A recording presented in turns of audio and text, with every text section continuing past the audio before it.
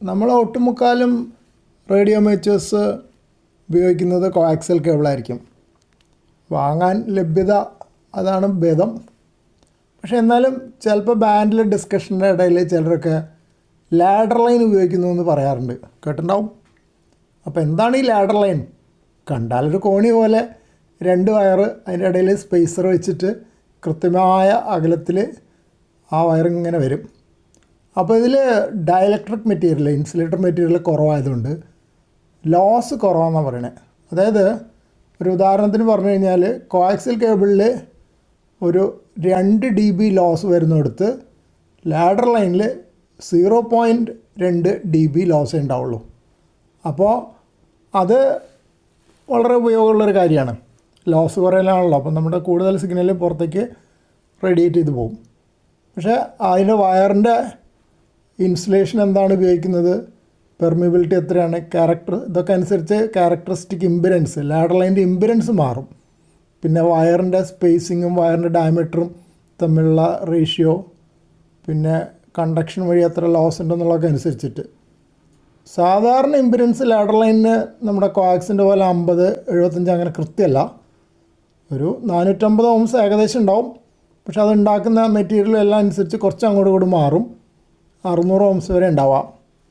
അപ്പോൾ അതുകൊണ്ട് antenna tuner ഇല്ലാണ്ട് ഉപയോഗിക്കാൻ പറ്റില്ല. മാച്ചിങ്ങിന് എന്തായാലും ആൻറ്റന ട്യൂണർ വേണം, ലോസ് കുറവാണെങ്കിലും.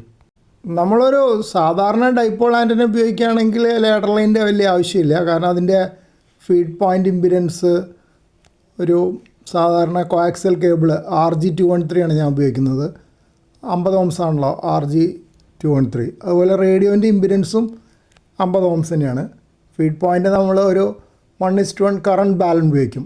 ഈ കാണിച്ചിരിക്കുന്നത് ഒരു ഫാൻ ഡൈപ്പോളാണ്, 40-10 മീറ്റർ രണ്ടിനും കൂടിയുള്ളതാണ്. അപ്പോൾ ഇതിന് ലാഡർ ലൈൻ ഉപയോഗിക്കുന്നതിൽ വലിയ അർത്ഥമില്ല. ലാഡർ ലൈൻ ഉപയോഗിച്ചാൽ എനിക്ക് ട്യൂണർ വേറെ വേണ്ടി വരും. അപ്പോൾ ലാഡർ ലൈൻ ഇല്ലാണ്ട് തന്നെ ഉപയോഗിക്കാം.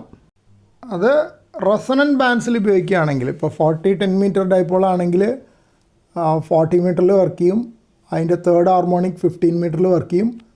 പിന്നെ 10 മീറ്ററിലും വർക്ക് ചെയ്യും. ആ ബാൻഡുകളിൽ ലാഡർ ലൈനിന് പ്രത്യേകിച്ച് അഡ്വാൻറ്റേജ് ഒന്നുമില്ല. ആ സമയത്ത് വേറെ ബാൻഡുകളിൽ വർക്ക് ചെയ്യണമെങ്കിൽ നമുക്ക് ആൻറ്റന ട്യൂണർ വേണം.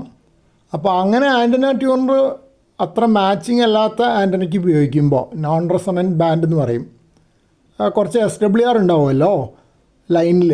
ആ ലൈനിലുള്ള SWR കാരണം കുറേ സിഗ്നൽ ആൻറ്റനയിൽ നിന്ന് റേഡിയോയിലേക്കും തിരിച്ചും ഇങ്ങനെ അങ്ങോട്ടും ഇങ്ങോട്ടും റിഫ്ലക്ഷൻസ് ഉണ്ടാവും, മൾട്ടിപ്പിൾ റിഫ്ലക്ഷൻസ് ഉണ്ടാവും. അപ്പോൾ അങ്ങനെ മൾട്ടിപ്പിൾ റിഫ്ലക്ഷൻസ് ഉണ്ടാകുമ്പോൾ റേഡിയോയ്ക്ക് പ്രശ്നമില്ല. കാരണം ട്യൂണർ വെച്ച് മാച്ച് ചെയ്തിട്ടുണ്ടെങ്കിൽ 50 ohms ഇമ്പിഡൻസാണ് റേഡിയോയ്ക്ക് കിട്ടുന്നത്. പക്ഷേ ഫീഡ് ലൈനിൽ ലോസ് കൂടും.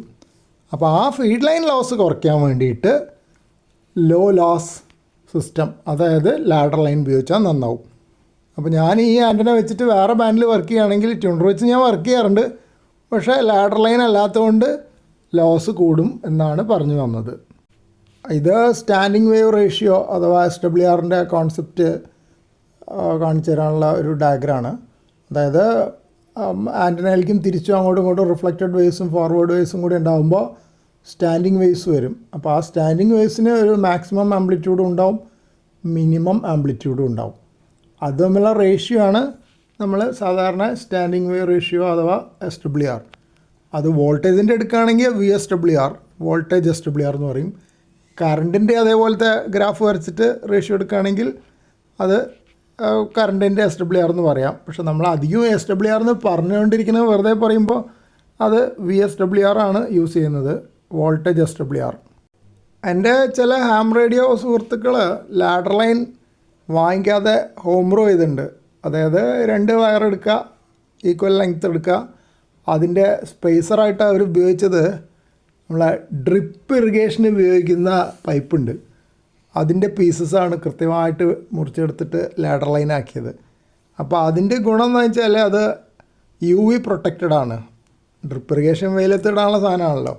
അപ്പോൾ അൾട്രാ വയലറ്റ് പ്രൊട്ടക്ഷൻ ഉണ്ട്. അപ്പോൾ കേടായി പോവില്ല വെയിൽ കൊണ്ടാലും. അങ്ങനെ ലാഡർ ലൈൻ ഉണ്ടാക്കി നന്നായിട്ട് ഉപയോഗിക്കുന്നവരുണ്ട്. പിന്നെ ചിലർ സിംഗിൾ ബാൻഡിനാകുമ്പോൾ താഴെ മാച്ചിങ് സെക്ഷന് പകരം coaxial cable 75 ohms quarter wave length ഒക്കെ വെച്ചിട്ട് മാച്ച് ചെയ്യുന്നവരും ഉണ്ട്. അതായത് ക്വാർട്ടർ വേവ് ലെങ്ത്ത് ഇപ്പോൾ നമ്മളിപ്പോൾ 40 മീറ്റർ ബാൻഡിനാണെങ്കിൽ 10 മീറ്റർ നീളമുള്ള ഒരു 10 മീറ്റർ എന്ന് പറഞ്ഞാൽ കൃത്യം 10 മീറ്റർ അല്ല, അതിൻ്റെ വെലോസിറ്റി ഫാക്ടറും കൂടെ കണക്കാക്കണം. ഒരു കോആക്സിൽ കേബിൾ ഉപയോഗിക്കുകയാണെങ്കിൽ 2 കാര്യമുണ്ട്. അപ്പോൾ അതൊരു 4:1 മാച്ചിങ് പോലെ വരും. പിന്നെ ഉള്ളൊരു കാര്യം, ഷാക്കിനകത്തേക്ക് ലാഡർ ലൈൻ കൊണ്ടുവരാൻ കുറച്ച് ബുദ്ധിമുട്ടാണ്. 2 ലൈനായിട്ട് വരുമല്ലോ, വീതിയും അതിൻ്റെ ഇടയിൽ ഗ്യാപ്പൊക്കെ ഉണ്ടല്ലോ. അപ്പോൾ പലപ്പോഴും നമ്മൾ ചെറിയൊരു ദ്വാരത്തിൽ കൂടെ അല്ലേ ലാഡർ ലൈൻ ഷാക്കിലേക്ക് കോആക്സ് കൊണ്ടുവരിക. അതുപോലെ കൊണ്ടുവരാൻ പറ്റില്ല ലാഡർ ലൈൻ. അപ്പോൾ അതിന് വേണ്ടിയിട്ടും അങ്ങനെയൊരു കേബിൾ കണക്ട് ചെയ്ത് യൂസ് ചെയ്യുന്നവരുണ്ട്. പക്ഷെ അതപ്പോൾ ഒരു ബാൻഡിന് മാത്രമേ പറ്റുള്ളൂ. സാധാരണ നമ്മളുടെ ഈ മൾട്ടി ബാൻഡ് ഓപ്പറേഷൻ അതിൽ പറ്റില്ല. കാരണം ആ കേബിളിൻ്റെ ലെങ്ത്ത് ക്വാർട്ടർ വേവ് ആവുന്നത് ഒരു പ്രത്യേക ബാൻഡിന് മാത്രമായിരിക്കുമല്ലോ, വേറെ ബാൻഡിന് അത് ക്വാർട്ടർ വേവ് ആയിരിക്കില്ലല്ലോ.